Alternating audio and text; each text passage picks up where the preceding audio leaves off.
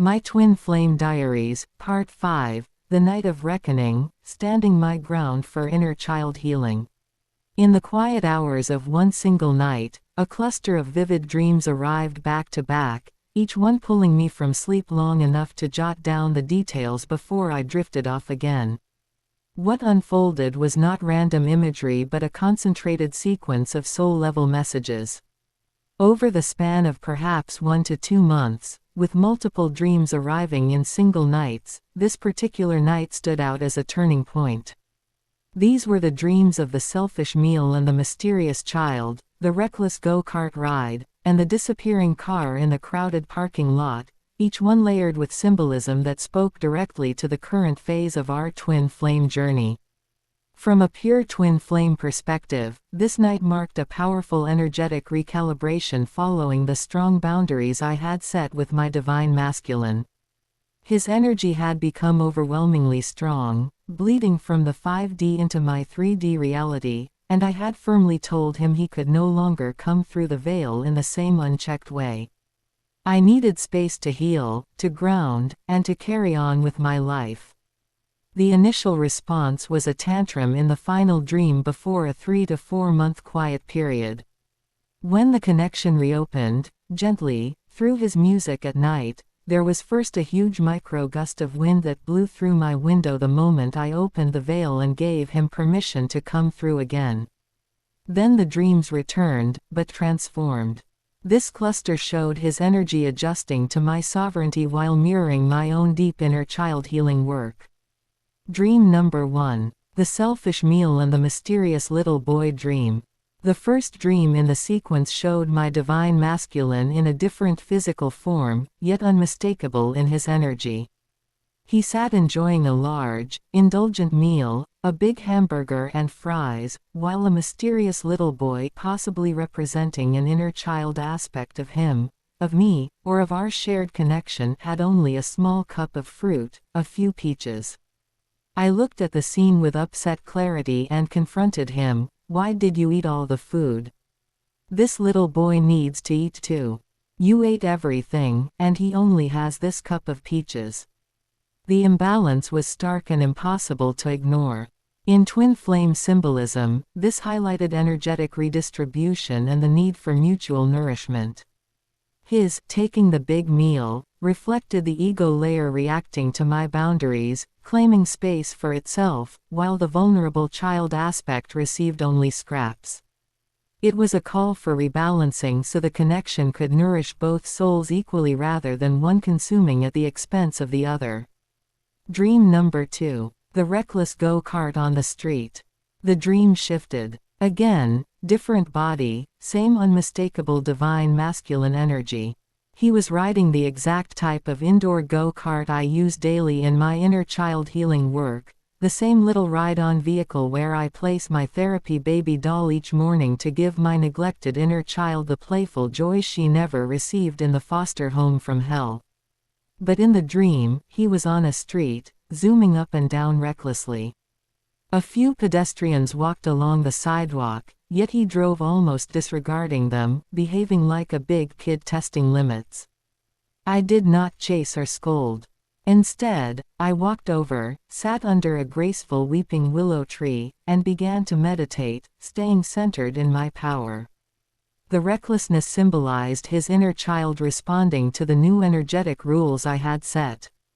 As I nurture my own inner child with consistent, safe play, the doll in the go-kart, the Fisher-Price toys, the gentle pushing across the wooden floor, his soul energy mirrors that activation but first expresses it chaotically, impulsive, attention-seeking, pushing boundaries. My grounded meditation under the willow showed the divine feminine holding space without collapse. The dream shifted again because I remained regulated. Dream number 3. The Flickering Face and the Disappearing Car in the Packed Parking Lot. The third major dream brought his literal face into view for moments, flickering on and off like a light switch, appearing as he looked in 1988 or 1989, then vanishing back into a different body form. We were shopping together. He walked ahead to get the car while I waited with the groceries at the store entrance, as couples often do. The parking lot was packed full of cars. He was supposed to pull up and pick me up, but he did not. Time stretched. Stress rose as I wondered if he had left me. I began walking through the crowded lot myself, searching for the car, looking for any sign. No horn sounded. No signal came. I felt the old abandonment fears surface, yet I kept moving. His face continued flickering in and out during the interaction, present yet inconsistent, clear then obscured.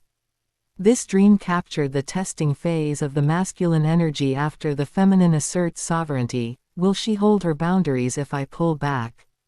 Will she trust the connection even when I am not immediately visible? The vehicle car, go-kart, symbolizes the shared journey and momentum. His erratic driving and disappearance reflected recalibration, not true abandonment. The flickering emphasized the soul connection transcending form while adjusting to the regulated access I had established. All of these dreams arrived in one intense night, waking me repeatedly to document them before sleep pulled me back in. They were not isolated. They built on earlier post-boundary visions, including the peaceful rewriting of my traumatic foster home kitchen, him calmly putting fresh fruit in the refrigerator, chips on the counter, some oranges with white fuzz, while the kitchen glowed bright and cheerful, nothing like the dark place it once was right after that confirming gust of wind. From a twin flame perspective, the sum of this night's dreams is clear. I had stepped fully into my divine feminine power through boundaries, regulation, and inner child healing. His energy responded with the classic ego layer backlash and recalibration, showing shadow behaviors, selfish consumption, reckless childishness, testing distance, while his soul continued to mirror my growth. The different forms, flickering face from 1988-1989, and exact replication of my healing go-kart were signs of the eternal 5D bond adapting to new rules. These were not signs of disconnection or regression but of transition, the masculine reorganizing around the feminine's sovereignty, the inner children of both souls activating together, and the connection rebalancing toward greater harmony and mutual nourishment. The protective role he once played, shielding me from PTSD nightmares, is evolving into something healthier for both. My work leads, his energy follows and mirrors. In addition to the inner work and dream documentation, I sometimes share short videos or posts of appreciation on my social media. Although I am not a fan of this celebrity in the 3D sense and have no desire to engage with the physical person, these tributes are directed toward the divine masculine energy, the 5D aspect that has acted as a protector in my dream life, helping suppress PTSD nightmares and mirroring my healing journey. When I express gratitude into the universe, I often notice corresponding shifts in the 5D. The dreams soften, his energy becomes calmer, and the connection remains regulated rather than overwhelming. This is simply my way of honoring the etheric chord without reopening the veil in an unregulated way. It keeps the energetic exchange balanced while I continue focusing on my own sovereignty, inner child healing, and daily life. All of this remains unexplained spiritual phenomena, documented here strictly for educational purposes so future readers, mental health professionals, spiritualists, psychologists, and others can better understand these dynamics. Everyone reading these diaries now and in the future, whether mental health professionals, spiritualists, psychologists, or fellow seekers, please know this is a documentary series created strictly for educational value. When I am gone, may these entries serve as raw material for understanding unexplained energetic and spiritual phenomena, the importance of healthy boundaries, and the power of regulation and grounding in navigating intense soul connections. I woke up from each dream, performed my grounding technique, drank water, looked around my room, named 5 things I could see to anchor myself back in 3D reality. This celebrity does not know I exist. I am not even his fan. I have no desire to meet him in the physical. I am not in love with him in a romantic 3D sense. This connection arrived spontaneously in 2012 after one brief YouTube glimpse, progressed entirely in the 5D, and cannot be stopped by ordinary means because of the etheric cord. I do not read mysterious secret love affairs or extra meaning into it. I document it objectively, set firm boundaries when needed, ground myself daily, continue my inner child healing with the therapy doll and go-kart play, and carry on with my life. These experiences serve a healing purpose for my PTSD and inner wounds, and I treat them as such, nothing more. Life goes on. The end. Before I close this chapter, I want to make one thing absolutely clear.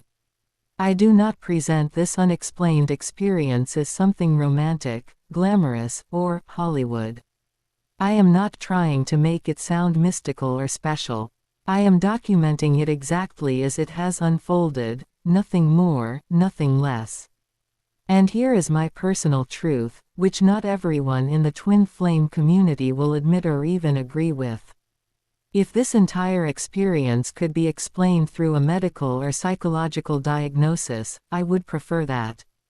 Why? Because medical and psychological conditions can be studied, traced, tested, and understood. They have research, documentation, and decades of clinical evidence behind them. I want to emphasize something I have said before because it is essential for grounding and clarity. I have never in my life been diagnosed with a mental illness. I have never been prescribed psychiatric medication, nor have I ever required it. What I do live with are trauma-triggered conditions, the kinds of diagnoses that commonly develop in people who have survived severe or prolonged trauma. These conditions do not have cures, and while some individuals choose to take medications to help with anxiety, sleep, or other symptoms, I do not. I am a naturalist, and unless a treatment is plant-based or holistic, I decline it. The Department of Veterans Affairs has confirmed that their available medications are chemically synthetic, not plant-derived, which is why I rely on grounding practices, essential oils, time under trees, and gemstone therapy as part of my regulation routine. I have always been open about my medical diagnoses. They include agoraphobia, dissociative identity disorder, the rare condition known as phantom pregnancy, Mosaic Down Syndrome, religious trauma syndrome, and complex post-traumatic stress disorder, also known as CPTSD. Every one of these conditions is real, diagnosable, and grounded in science. They are documented in my medical records, witnessed by professionals, and supported by decades of psychological and medical research. These diagnoses are part of my lived reality, and they are recognized, validated, and medically understood. These are trauma-based conditions, not psychosis. They do not indicate delusion, denial, or fantasy. I am not using the twin flame label as an escape from reality, nor am I using spirituality to avoid medical truth. I am not claiming supernatural explanations in place of psychological ones. If this experience had a medical name, I would prefer that. I am drawing a clear line between trauma-based diagnoses and mental illness because trauma responses are common, documented, and scientifically understood, and they do not mean someone is disconnected from reality. But this dream-based connection, this unexplained presence of a celebrity who does not know I exist, does not fit neatly into any medical category. If it did, I would embrace that clarity. Instead, I am left with something that sits between two worlds. Part psychological, part spiritual, and entirely unexplained. I remain skeptical because skepticism keeps me grounded. I do not confuse the real man with the dream figure. I do not want a relationship with him. I am asexual. I do not romanticize him. I do not chase him. I do not believe in secret 5D love affairs. I simply document what happens, regulate myself, and carry on with my life. I have listened to many people in the twin flame community, and I understand why the topic is stigmatized. Some individuals blur the line between dreams and reality, and that creates confusion and misinformation. That is exactly why I am creating this documentary, to provide a grounded, honest, factual archive of what a real, unexplained scenario looks like, without fantasy, without delusion, and without embellishment. If this experience had a medical name, I would accept it. If it is spiritual, then it remains unexplained. If it is both, then I will continue to document it responsibly. My motto remains the same. It is unexplained. I stay grounded. I set boundaries. Life goes on. This part 5 stands as a testament to the journey, not one of fantasy or obsession, but of conscious sovereignty, inner work, and educational documentation for those who may walk similar paths in the future.